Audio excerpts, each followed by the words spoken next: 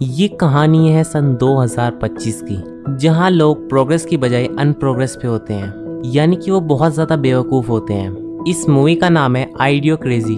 कहानी शुरू होती है सन 2005 से, जहां पर ये दिखाया जाता है कि कुछ मिलिट्री ऑफिसर्स की आपस में मीटिंग हो रही होती है। तभी वहाँ एक मिलिट्री ऑफिसर बोलता है, हम कभी अपने बेस्ट पायलट्स, सोल्जर्स और ऑफिसर्स को यूज़ नहीं कर पाते, क्योंकि कोई भी जंग नहीं होती और उससे पहले या तो वो रिटायर हो जाते हैं या मर जाते हैं, और हमें ज़रूरत है ऐसे लोगों को बचाने की।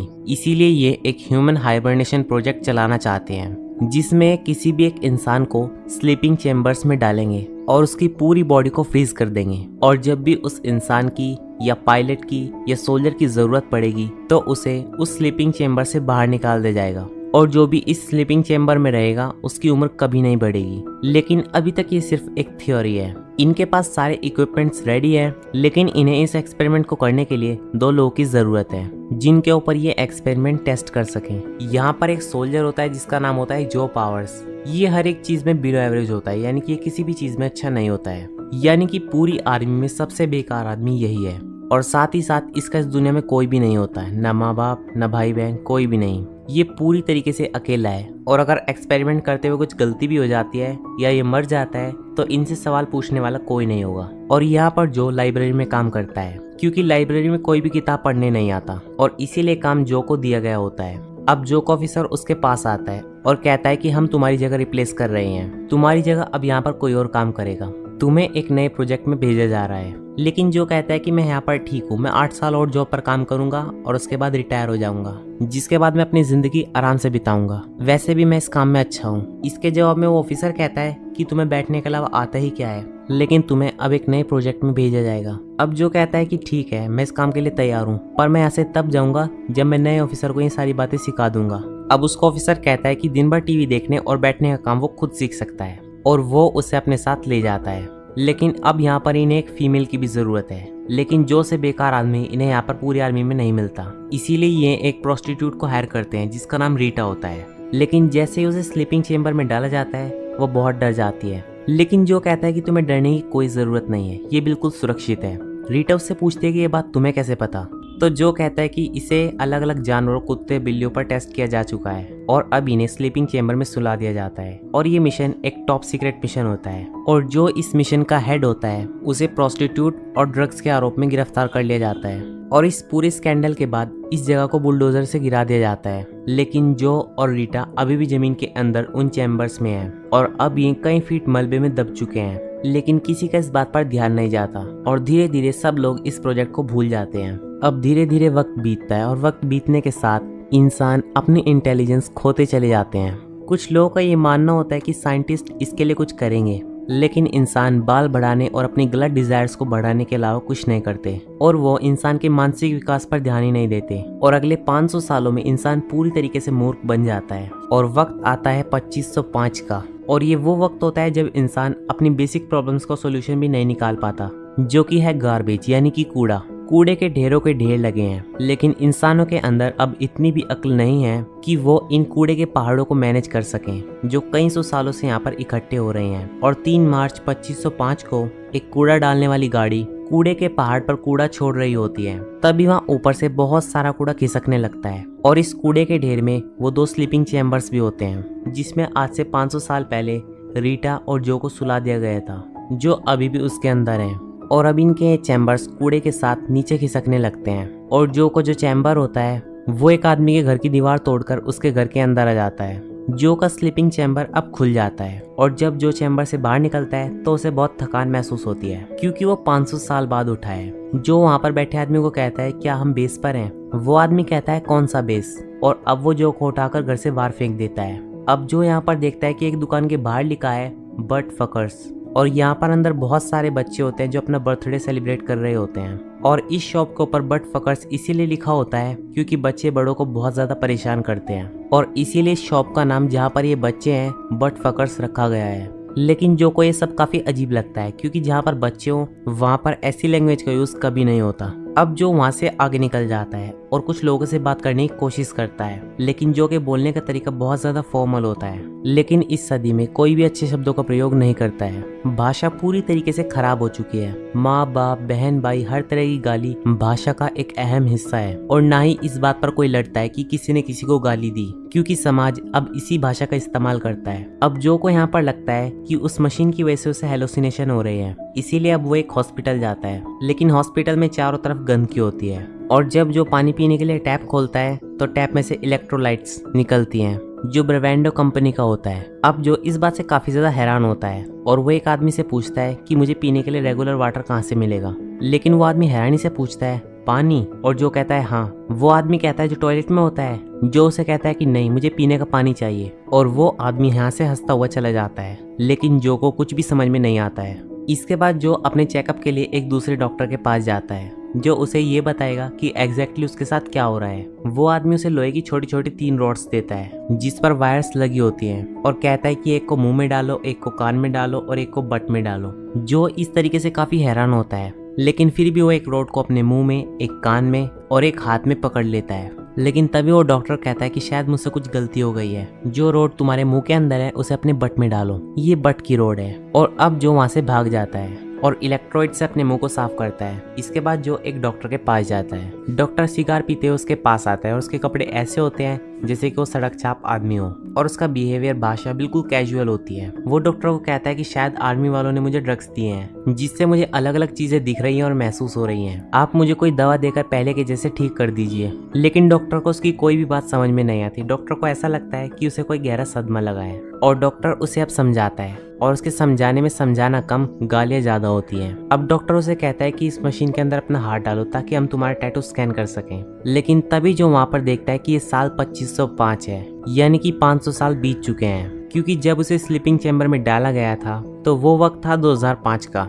अब जो खिड़की से बाहर देखता है तो वो देखता है कि पूरा शहर तबाह हो चुका है, और यहाँ पर सारी बिल्डिंग गिर चुकी है, और जितने भी सभी लोगों को वो जानता था वो अब मर चुके हैं। और जब डॉक्टर को ये बात पता चलती है कि इस आदमी के हाथ पर टैटू नहीं है, तो वो बहुत ज्यादा डर जाता है और चिल्लाने लगता है। डॉक्टर कहता है कि ये अनस्कैनेबल है, इसे स्कैन नहीं किया जा सकता, क्योंकि इस वक्त में हर एक इंसान के हाथ में टैटू होता है। और इसी वजह से जो अब वहाँ से भाग जाता है, और अब उसकी समझ में सब कुछ आ जाता है। वो एक ऐसी सदी में पहुंच चुका है जहाँ पर इकोनॉमी बिल्कुल खत्म हो चुकी है, और यहाँ पर जितने भी लोग हैं ये सब मूर्ख हैं। अब जो को यहाँ पर पुलिस पकड़ लेती है और उसे कोर्ट में पेश किया जाता है, और उसका वकील वही आदमी होता है जिसके घर में जो का चैम्बर गिरा था और दीवार तोड़कर अंदर आ गया था। यहाँ पर जो पर 2 आरोप लगते हैं कि एक तो उसने हॉस्पिटल का बिल नहीं चुकाया, और दूसरा उसके हाथ में टैटू नहीं है, जो कि एक बहुत बड़ा गुनाह है। और जब दूसरा वकील जो पर यह आरोप सिद्ध कर रहा होता है, तभी जो का वकील बोलता है आई ऑब्जेक्ट। जो को यहाँ पर ऐसा लगता है कि ये मुझे अब निर्दोष साबित कर देगा, लेकिन ये आदमी कहता है कि इसने सिर्फ ये 2 काम नहीं किए हैं, इसने मेरे घर को भी तोड़ा है, और सबसे बड़ी बात इसने मुझे शो देखते हुए डिस्टर्ब किया। जो यहाँ पर सच्चाई बोलने की कोशिश करता है, लेकिन उसकी बात कोई नहीं सुनता, सब लोग उसका मजाक बनाते हैं, और जज कहता है कि यू आर गिल्टी। अब जो को यहाँ पर जेल में ले जाने से पहले उस जगह पर ले जाया जाता है जहाँ पर उसके हाथ पर टैटू बनेगा, और जो पुलिस वाला उसे लेकर जाता है वो उसके हाथ में हथकड़ियां नहीं बांधता, बल्कि उसके गले में एक पट्टा डालता है जिसमें एक रॉड फिक्स होती है। और ये लोग उसे इस तरीके से लेकर जाते हैं जैसे कि वो एक कुत्ता हो। वो उसे एक मशीन के पास लेकर जाते हैं जिसमें वो कहते हैं कि इसके अंदर अपना हाथ डालो। अब जो अपना हाथ उस मशीन के अंदर डालता है, और एक कंप्यूटराइज्ड आवाज उसे एक नंबर देती है, जिसके बाद वो मशीन उससे पूछती है कि क्या ये तुम्हारा नंबर है। तो जो इस पर कहता है कि आई एम नॉट श्योर, और मशीन को यहाँ पर ऐसा लगता है कि जो ने कहा है नॉट श्योर, और यही उसका नाम है। और उसके हाथ में नॉट श्योर का टैटू फिक्स हो जाता है, यानी कि अब से जो का नाम नॉट और उसका सरनेम श्योर है। इसके बाद जो को एक दूसरी जगह पर ले जाया जाता है जहाँ पर उसका IQ टेस्ट होगा, ताकि उसी के हिसाब से जेल में उसे काम दिया जाए। और वहाँ पर उससे इस दुनिया का सबसे मुश्किल क्वेश्चन पूछा जाता है। वो उससे पूछते हैं कि अगर आपके पास एक बाल्टी है जिसके साथ 2 गैलन्स हैं और दूसरी बाल्टी के साथ 5 गैलन्स हैं, तो तुम्हारे पास कितनी बाल्टियां हैं? जो हैरानी से बोलता है 2, क्योंकि ये सवाल जो के लिए कुछ भी नहीं है, लेकिन इस वक्त में ये सवाल बहुत बड़ा सवाल है। लेकिन इसके बाद जो को जेल में ले जाया जाता है जहाँ से वो भाग जाता है। वहीं दूसरी तरफ ये दिखाया जाता है कि रीटा भी अपने चैम्बर से निकल चुकी है। और एक बार फिर से वो इस दुनिया में प्रोस्टिट्यूशन का काम करना शुरू कर देती है। लेकिन उसे यहाँ पर एहसास होता है कि यहाँ पर सभी लोग बेवकूफ़ हैं। वो उनसे पैसे ले लेती है और कहती है कि 2 दिन बाद आना, और लोग उसकी बातें मान जाते हैं। इस तरह से यहाँ पर रीटा पैसे भी कमा रही होती है और उसे कुछ काम भी नहीं करना पड़ रहा होता है। वहीं जो भागकर वापस अपने वकील के पास जाता है, जिसका घर उसके स्लीपिंग चैम्बर से टूटा था, जो के पीछे पुलिस भी होती है, और जो अपने वकील फीडो को कहता है कि जिस वक्त से मैं यहाँ पर आया हूँ उस वक्त में इंसान किसी टाइम ट्रेवल नाम की मशीन को बनाने वाले थे। क्या तुम ऐसी किसी मशीन के बारे में जानते हो? फीडो कहता है कि हाँ, मैं ऐसी मशीन के बारे में जानता हूँ जिसका इस्तेमाल करके तुम अपने समय में वापस जा सकते हो। लेकिन फीडो यहाँ पर कहता है कि मैं तुम्हारी मदद क्यों करूँ? तो जो यहाँ पर कहता है कि मैं उस टाइम ट्रेवल मशीन का यूज करके 500 साल पीछे जाऊंगा और तुम्हारे अकाउंट में बहुत सारे पैसे डलवा दूंगा, जो आज के वक्त में $80 बिलियन बन जाएंगे। अब इस बात को सुनकर फीडो बिल्कुल खुश हो जाता है और वो तय करता है कि वो जो की मदद करेगा, और वो उसे अपने साथ गाड़ी में उस तरफ ले जाता है जहाँ पर वो टाइम ट्रेवल मशीन है। रास्ते में रीटा भी नहीं मिलती है और ये लोग उसे भी अपने साथ ले लेते हैं। ये एक बहुत बड़ी इलेक्ट्रॉनिक्स की मार्केट होती है, और जब ये इसके अंदर जाते हैं तो तभी वहाँ पर एक मशीन जो के हाथ के टैटू को स्कैन कर लेती है, और इससे पुलिस को पता चल जाता है कि जो यहाँ पर है, और इसीलिए फीडो अपनी जान बचाकर यहाँ से भाग जाता है और जो को पुलिस पकड़ लेती है। लेकिन रीटा यहाँ पर बच जाती है क्योंकि वो उस वक्त वॉशरूम गई थी, और एक बार फिर से जो पुलिस की हिरासत में चला जाता है। लेकिन इस बार उसे जेल नहीं ले जाया जाता, बल्कि उसे व्हाइट हाउस ले जाया जाता है जहाँ पर प्रेसिडेंट रहता है, और वहाँ पर उसे बताया जाता है कि तुम इस पूरी दुनिया के सबसे बुद्धिमान इंसान हो, क्योंकि जेल में जो तुम्हारा IQ टेस्ट हुआ था उससे ये पता चलता है कि तुम इस दुनिया के सबसे ज्यादा बुद्धिमान इंसान हो। क्योंकि जेल में जो क्वेश्चन उससे पूछा गया था वो क्वेश्चन इस दुनिया का सबसे हार्ड क्वेश्चन था, जबकि जो के लिए बहुत आसान क्वेश्चन था। हालांकि जो को अपनी दुनिया में सब लोग बेवकूफ मानते थे, लेकिन इस दुनिया में वो सबसे ज्यादा बुद्धिमान है। अब यहाँ पर प्रेसिडेंट आते हैं जो कि 5 बार स्मैकडाउन के चैंपियन बन चुके हैं। साथ ही साथ वो इस दुनिया के बहुत ही बड़े पॉर्न स्टार भी हैं, और काफी समय से वो अमेरिका के प्रेसिडेंट भी हैं, और इनकी भाषा, रहन सहन, चाल चलन पूरी तरीके से अभद्र होता है। अब प्रेसिडेंट कमाचो पब्लिक के सामने जाते हैं और उनसे कहते हैं कि मैं इस बार फसल की सारी परेशानियों को खत्म कर दूंगा। दरअसल इस वक्त में फसलें नहीं उगती हैं, और अब वो बताते हैं कि हमारे पास क्योंकि अब ऐसा इंसान है जिसकी IQ बहुत ज्यादा है, जो हमारी सारी प्रॉब्लम्स का सोल्यूशन है। इस आदमी का नाम है नॉर्थ शोर, और ये आदमी फसलों के साथ साथ बल्कि डस्ट स्टॉर्म्स को और साथ ही साथ इकोनॉमी को भी पूरी तरीके से ठीक कर देगा। और प्रेसिडेंट कमाचो इस चीज का सभी से वादा करते हैं। अब जो यहाँ पर अपने वकील को भी बुला लेता है, जिसे इस बात का पता है कि टाइम मशीन कहाँ है। उसका वकील उसे बताता है कि टाइम मशीन म्यूजियम में है। अब जो सभी से बोलता है कि हम म्यूजियम के पास वाली फसलों को देखने के लिए जाएंगे, और अब जो और बड़ी बड़ी पोजीशन वाले लोग फसलों को देखने के लिए जाते हैं। जो यहाँ पर देखता है कि यहाँ पर फसलें उग ही नहीं रही हैं, और साथ ही यहाँ पर कुछ लोग रीटा को भी पकड़कर ले आते हैं, क्योंकि यहाँ पर जो ने कहा था कि मुझे इस लड़की की जरूरत है, क्योंकि जो यहाँ पर किसी भी तरीके से अपने वक्त में वापस जाना चाहता है। अब जो का वकील उसे एक नक्शा देता है जिसमें टाइम मशीन का रास्ता होता है, और अब जो सभी लोगों से कहता है कि मुझे रीटा से कुछ पर्सनल बात करनी है, इसीलिए वो उसे अकेले में ले जाता है ताकि वो यहाँ से भाग सके। और जब वो उस नक्शे को देखता है जो उसके वकील ने उसे दिया है, तो उसमें उसकी बेवकूफ़ी का पूरा प्रमाण होता है, और अब इनका यहाँ से भागने का प्लान पूरी तरीके से बेकार हो जाता है। अब यहाँ पर जो फसलों की तरफ देखता है तो वो यहाँ पर देखता है कि यहाँ पर फसलों को पानी नहीं, स्पोर्ट्स ड्रिंक दिया जा रहा है, और फसलों का ना उगने का कारण सिर्फ यही होता है।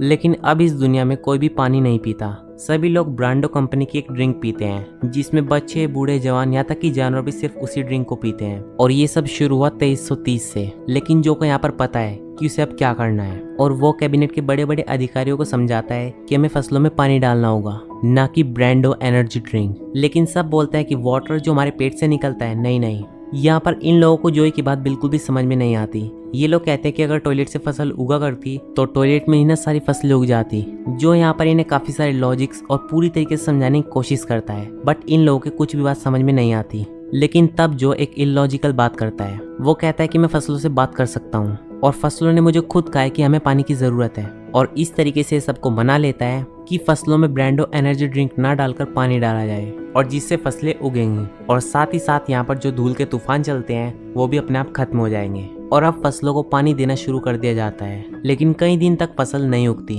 और फसलों को पानी देने की वजह से और ब्रांडो कंपनी के शेयर्स बिल्कुल गिर जाते हैं, और उसकी मार्केट वैल्यू बिल्कुल खत्म हो जाती है, और आधी पॉपुलेशन अनएम्प्लॉयड हो जाती है, क्योंकि इस वक्त की आधी दुनिया ब्रांडो कंपनी के लिए ही काम करती है। और इस सब के लिए जो को जिम्मेदार ठहराया जाता है, और उसे फिर से एक बार जेल में डाल दिया जाता है। और न्यूज में ये बताया जाता है कि जो को मौत की सजा सुनाई जाती है, और उसका सामना होगा बीफ सुप्रीम से, जो उसे अपने ट्रक से कुचलकर मार देगा।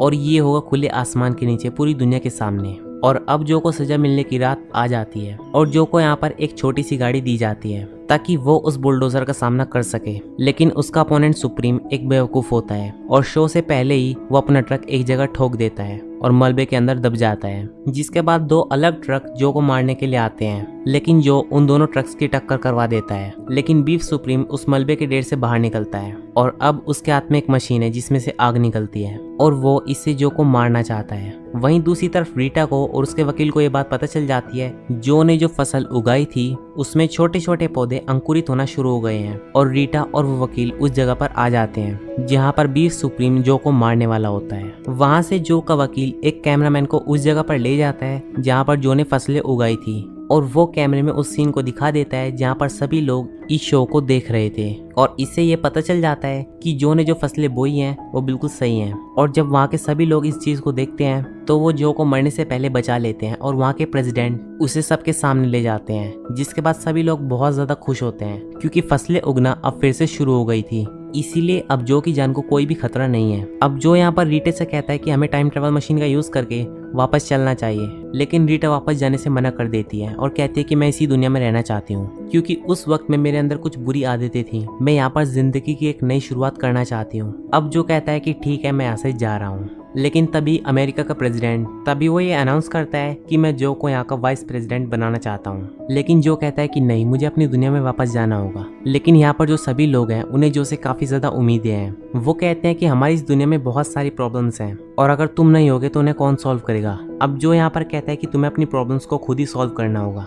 जिस तरीके से हमने फसलों की प्रॉब्लम को सॉल्व की उसी तरीके से तुम्हें हर एक प्रॉब्लम को सॉल्व करना होगा। लेकिन तभी वहाँ पर एक आदमी कहता है कि फ्लोरिडा में एक न्यूक्लियर रिएक्टर लीक हो गया है, उसका क्या। और जो यहाँ पर जानता है कि ये लोग इसका कुछ भी नहीं कर सकते हैं। और जो यहाँ पर ये फैसला करता है कि वो 2505 से 500 साल पहले की अपनी दुनिया में नहीं जाएगा, यहीं पर रुक जाएगा। और कुछ वक्त बाद वो यूनाइटेड स्टेट्स ऑफ अमेरिका का प्रेसिडेंट बन जाता है और वो रीटा से शादी भी कर लेता है और इनके 3 बच्चे होते हैं जो इस दुनिया के सबसे इंटेलिजेंट बच्चे होते हैं। और अब यहाँ पर जो का वकील भी शादी कर लेता है। वो 8 शादियां करता है और उसके 32 बच्चे होते हैं जो इस दुनिया के सबसे मूर्ख बच्चे होते हैं। और ये मूवी यहीं पर खत्म हो जाती है। तो दोस्तों इस फिल्म की कहानी आपको कैसी लगी हमें कमेंट सेक्शन में जरूर बताना। और अगर आपको ये वीडियो अच्छी लगी हो तो इसे लाइक करें, चैनल को सब्सक्राइब करें और बेल आइकन दबाना मत भूलें। Thanks for watching my video.